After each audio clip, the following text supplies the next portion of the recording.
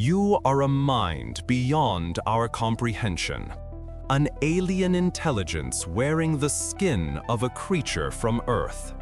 The vast ocean is your prison, your playground, and your final resting place. You have 3 hearts, 9 brains, and blood that runs copper blue. You can solve puzzles humans struggle with, escape any container we devise, and disappear by becoming the texture of a rock in less than a second. You are the Octopus, the undisputed master of disguise, the ocean's ultimate escape artist, and its greatest contradiction. But here is the catch, the tragic flaw programmed deep into your DNA. Your life is a desperate sprint, a short, solitary flash of brilliance designed for a single, final, selfless act. Every genius faces a finite timer. Yours is brutally, tragically short. Your incredible intelligence is an anomaly, a superpower bestowed on a creature destined for martyrdom. This is the story of that brilliant, brief life. This is the 5,000-word truth of the ocean's loneliest genius. This is the reality of being you. The vast ocean is your prison, your playground, and your final resting place. You have 3 hearts, 9 brains, and blood that runs copper blue. But before we dive deeper into your bizarre biology, let us know in the comments right now. If you could possess one marine animal's superpower, what would it be? Drop your answer below while we explore this genius. Your consciousness begins as a paradox. You are born knowing you are different, not just among the fish or the sharks, but even among the other 8-limbed creatures that share your kingdom. Your body is a biological anomaly, a design that scientists still struggle to define. You have 3 hearts. 2 are dedicated entirely to pumping your copper-rich blue blood through your gills, a tireless duty that is immediately compromised the moment you decide to swim quickly. The 3rd heart circulates blood to the rest of your organs, and it stops beating when you exert yourself too much. This is why you are a master of ambush and camouflage, not a champion of the chase. You were built for bursts of tactical genius, not for endurance. But the true eccentricity lies in your nervous system. You don't have 1 brain, you have 9. 1 central brain handles the main command center, pattern recognition, memory, problem solving, but the other 8 are ringed around your mouth, an entire ganglion, or secondary brain, dedicated to each of your arms. When you reach out to feel a texture, your arm is processing that information locally. It tastes, smells, and responds without waiting for central command. It's a decentralized nervous system. Imagine 8 different minds working on 8 different problems simultaneously. When you move, you don't issue a command like move the 3rd arm forward. Instead, the central brain sends a high-level goal, find the crab. The arm handles the rest. It navigates, tastes, and grabs the prey, reporting back only the final success or failure. This is why you seem to defy physics. This is why you are an escape artist beyond compare. You are a team of 9 independent thinkers housed in 1 skin. Your skin is not just skin. It is a high-resolution, high-speed display screen. Beneath the surface are thousands of tiny elastic sacs called chromatophores. Each sac is filled with pigment, yellow, red, or brown, and controlled by its own dedicated set of muscles and nerves. When you contract those muscles, the sac stretches, displaying its color. When you relax, the sac shrinks, hiding it. The speed is instantaneous. The accuracy is terrifying. In the span of a single heartbeat, you can transform from the speckled gray of the sand to the mottled green of a seaweed patch, and then to the smooth, reflective blue of open water. This isn't just camouflage, it's visual communication, an instant expression of your mood. Angry, flash red. Scared, turn pure white. But you are not just a display screen. You are also a texture artist. Your skin contains papillae, tiny controllable bumps that can instantly transform your surface from glass smooth to the jagged, spiky texture of coral. You are the master of your own physical reality. And then there is the most unsettling trick of all: mimicry. You are the actor, the illusionist. The mimic octopus has taken this skill to its logical, unbelievable extreme. In front of a flatfish, you flatten out, undulating your arms to impersonate its form. When approached by a dangerous sea snake, you bury 6 of your arms, holding the other 2 parallel and flashing colors to become the snake itself. The predator sees its own danger and retreats. You do not run, you become the threat. This incredible physical architecture, deep, formal voice, but still warm and emotional. The tone is the truth, a bit dramatic but still scientific. This incredible physical architecture is merely a tool for an even more incredible mind. If humans define intelligence by the ability to solve complex, novel problems, then you are, without doubt, the most intelligent invertebrate on Earth. Consider the tests we put you through. A glass jar with a screw-on lid containing a crab. To a fish, it is a fortress. To a marine mammal, it is a confusing obstacle. But to you? You analyze the threads, you test the rotation, and with 8 minds working in concert, the problem is solved. The lid is removed, the reward is taken.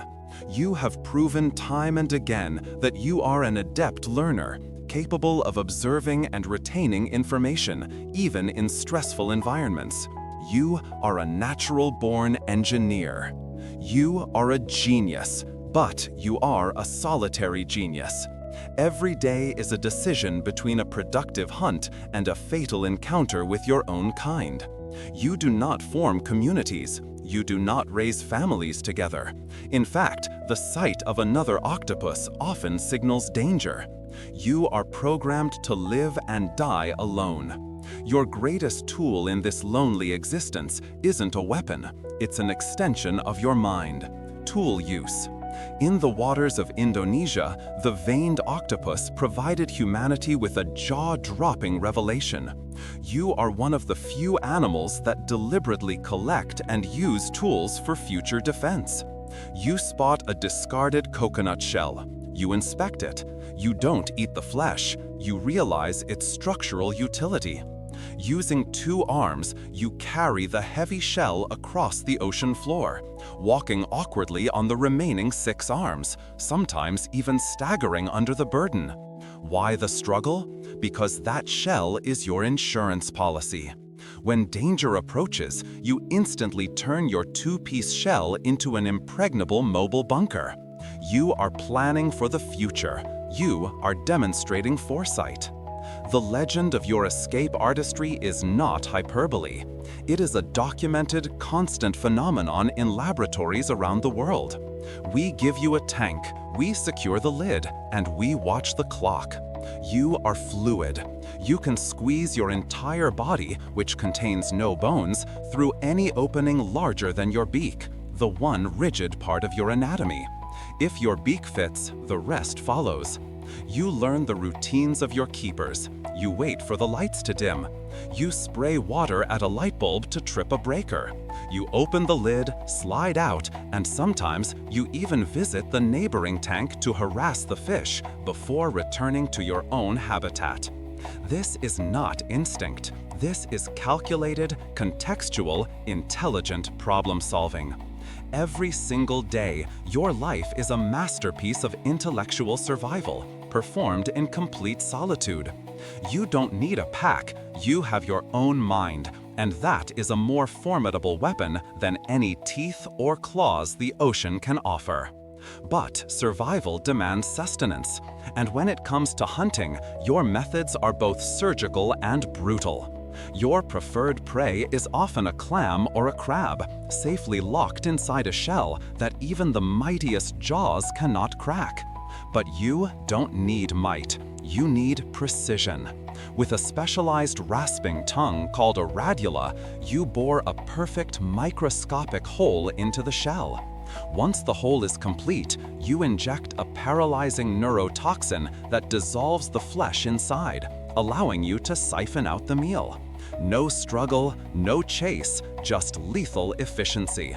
You are a walking chemical warfare expert, a solitary hunter who relies on pure intellect and venomous precision. Every meal is a testament to your quiet, cerebral dominance of the shallows. A hunter who turns the enemy's shell into its own tomb. The ocean is a battlefield, and your intelligence dictates a strategy of withdrawal. You are a solitary genius, and your survival rests on your ability to be elusive. Your first great engineering feat is the construction of your den. This isn't just a hiding spot, it is a meticulously designed fortress, often built into a crevice or under a rock. You are the deep sea's meticulous architect. Using powerful water jets and your suction cups, you clear the area, meticulously stacking rocks, shells, and sometimes even trash discarded by humans, creating a barrier at the entrance. The goal is to create an opening just large enough for your boneless body to squeeze through, but too small for your natural predators, like the moray eel, to enter. This is your safe room, and you defend it with calculated violence. Your intelligence manifests even in defensive rituals. Researchers have documented your seemingly deliberate use of objects against unwelcome guests.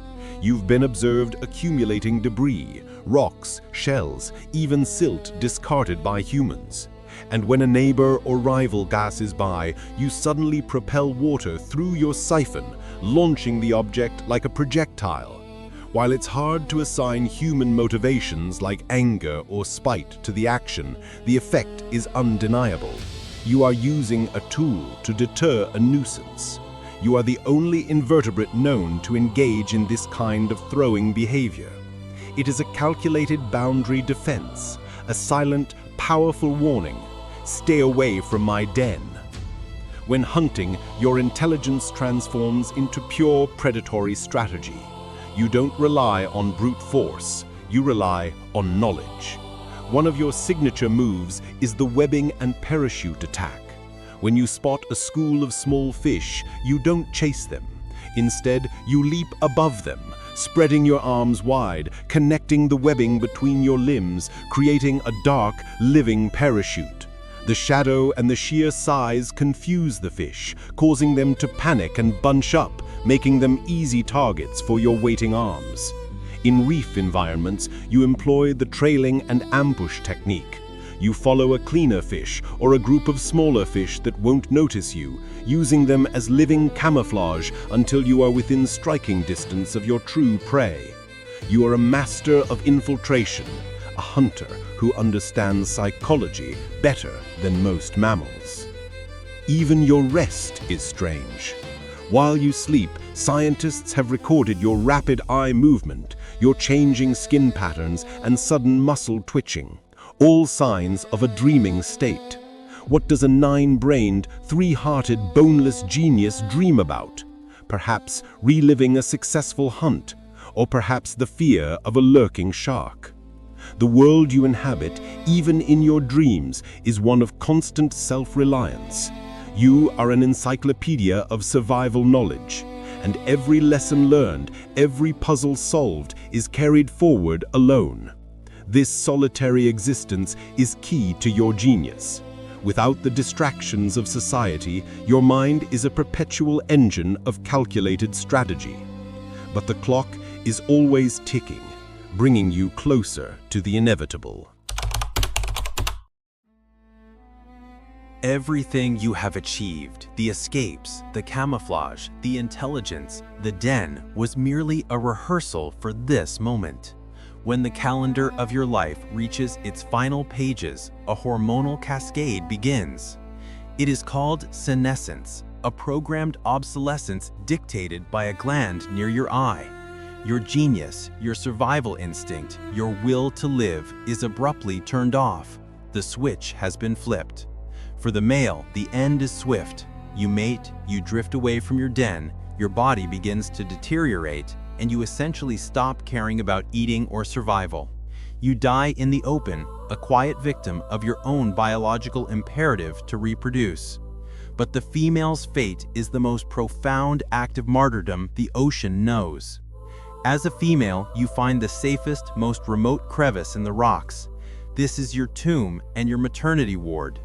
You deposit tens of thousands of tiny translucent eggs, weaving them into protective strings on the ceiling of your den.